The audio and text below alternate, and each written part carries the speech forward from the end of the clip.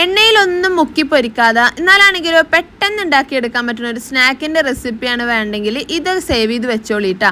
ഉറപ്പായിട്ട് നിങ്ങൾക്ക് ഇത് ഇഷ്ടാവുന്ന മാത്രമല്ല നിങ്ങൾക്ക് വീണ്ടും ഉണ്ടാക്കാൻ തോന്നും. അത്രയും സിമ്പിളാണ് ഇതിനും. പിന്നെ അതുപോലെ തന്നെ എണ്ണയൊന്നും അധികം ഉപയോഗിക്കാത്തതുകൊണ്ട് തന്നെ വലിയൊരു കുഴപ്പമൊന്നുമില്ലാതെ നമുക്ക് കഴിക്കാനും പറ്റും. ഒരെണ്ണം ഉണ്ടെങ്കിൽ തന്നെ വയറ് ഫുള്ളായിട്ട് നിറയും ചെയ്യും കേട്ടോ.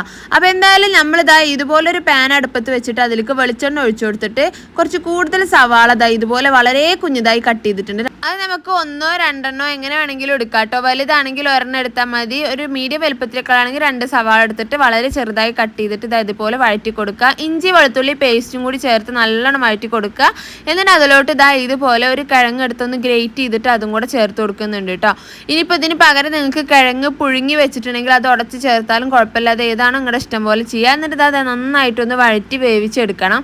നല്ലപോലെ വെന്ത് വന്നാൽ നമുക്ക് അതിലോട്ട് ഇതുപോലെ ഒരു 1/4 ടീസ്പൂണ് മുളക് പൊടി ചേർത്ത് കൊടുക്കാം. ഒരു 1/4 ടീസ്പൂൺ മുകളിൽ ഗരം മസാലപ്പൊടി ചേർത്ത് കൊടുക്കാം. 1/4 ടീസ്പൂൺ മഞ്ഞൾപ്പൊടിയും ചേർത്ത് കൊടുക്കുന്നുണ്ട് കേട്ടോ.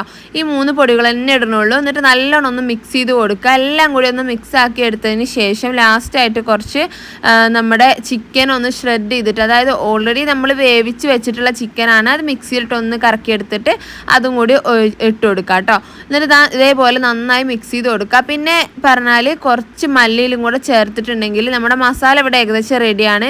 ഇതേ മസാല തന്നെ ഉണ്ടാക്കണം എന്നില്ല, നിങ്ങൾക്ക് ഇഷ്ടമുള്ള മസാല ഏതായാലും കുഴപ്പമില്ല കേട്ടോ. അപ്പോൾ നല്ലൊരു ടേസ്റ്റി ആയി കിട്ടാൻ വേണ്ടി കുറച്ച് കെച്ചപ്പും കൂടി ചേർത്ത് കൊടുത്തിട്ടുണ്ട്. എന്നിട്ട് നല്ലോണം ഒന്നും കൂടി ഒന്ന് മിക്സ് ചെയ്ത് കൊടുക്കാം. ഇതും കൂടി ചേർക്കുമ്പോൾ നമ്മുടെ മസാല നല്ല ടേസ്റ്റ് ആയിരിക്കും. ഇനി നമുക്ക് ഇതിലേക്ക് ഒരു ബാറ്റർ റെഡിയാക്കി എടുക്കാൻ വേണ്ടിയിട്ട് ഇതുപോലൊരു മിക്സിൻ്റെ ജാർ എടുത്തിട്ട് അതിലേക്ക് 2 കപ്പ് മൈദ ഇട്ട് കൊടുക്കുക. അതിലേക്ക് തന്നെ 2 കപ്പ് വെള്ളം ഒഴിച്ചു കൊടുക്കുക. അതിലേക്ക് ഒരു മുട്ടയും പൊട്ടിച്ച് വയ്ക്കുക കേട്ടോ. അപ്പോൾ നമുക്ക് ഇത് വെച്ചിട്ട് തന്നെ ഇഷ്ടംപോലെ ദോശ ചുട്ടെടുക്കാൻ പറ്റും. അപ്പോൾ എന്തായാലും നിങ്ങൾ എത്രയാണോ ഇപ്പോൾ ഞാനിപ്പോൾ ഉണ്ടാക്കിയ ക്വാണ്ടിറ്റീൻ്റെ അത്രയും കൂടി എടുത്താലും നമുക്ക് ഈ മാവിൽ ഉണ്ടാക്കിയെടുക്കാൻ പറ്റും. കാരണം അത്യാവശ്യം ഇതൊരു 5-6 ദോശക്കുള്ള മാവ് ഉണ്ടാവും കേട്ടോ. ഇതിലേക്ക് ആവശ്യമുള്ള ഉപ്പും കൂടി ചേർത്ത് നല്ലോണം ഒന്ന് അടിച്ചെടുത്തിട്ടുണ്ട്. അതേപോലെ നല്ലൊരു ഫ്ലോയിങ് കൺസിസ്റ്റൻസിയാണ് വേണ്ടത്.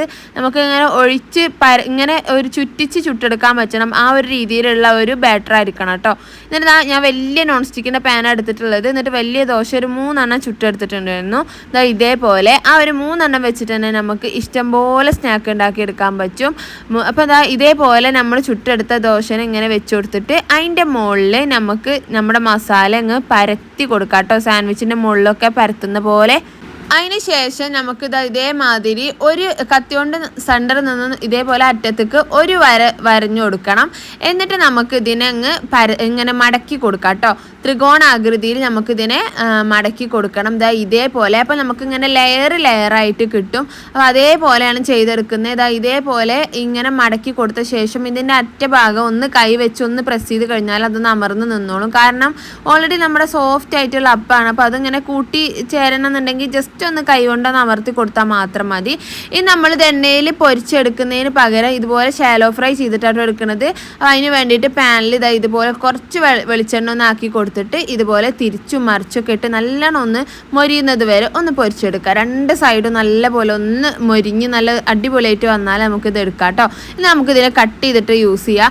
ഇതുപോലെ തന്നെ നമുക്ക് ഓരോന്നിനും തന്നെ ഒരു 3 എണ്ണം 4 എണ്ണം ഒക്കെ വെച്ച് കട്ട് ചെയ്താൽ നല്ല എതള് പോലെ കിട്ടും. അപ്പോൾ ഒരു തവണയെങ്കിലും ട്രൈ ചെയ്ത് നോക്കിയിട്ട് ഫീഡ്ബാക്ക് അറിയിക്കണേ. വീഡിയോ ഇഷ്ടമായാൽ ലൈക്ക് ചെയ്യാനും ഷെയർ ചെയ്യാനും കമൻറ്റ് ചെയ്യാനൊന്നും മറക്കരുത്. അപ്പോൾ നമുക്ക് അടുത്ത നല്ലൊരു വീഡിയോ ആയിട്ട് ഇൻഷാ അല്ലാഹ് വീണ്ടും കാണാം. Thank you.